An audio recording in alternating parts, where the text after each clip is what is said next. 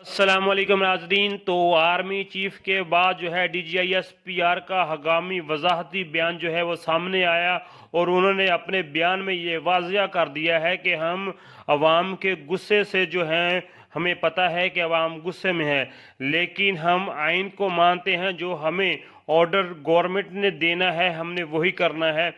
Army chief کا وضاحتی بیان جو ہے وہ ملاحظہ کیجیے، اس کے بعد اپنی رائے جو ہے وہ ضرور دیجیے گا. اس پریس کانفرنس میں آپ سب کو خوش آمدید کہتا ہوں.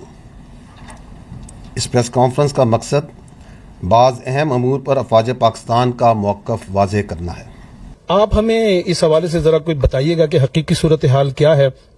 کیا ہے واقعی فوج کی جانب سے فائرنگ کی وجہ سے یہ صورتحال ہوئی؟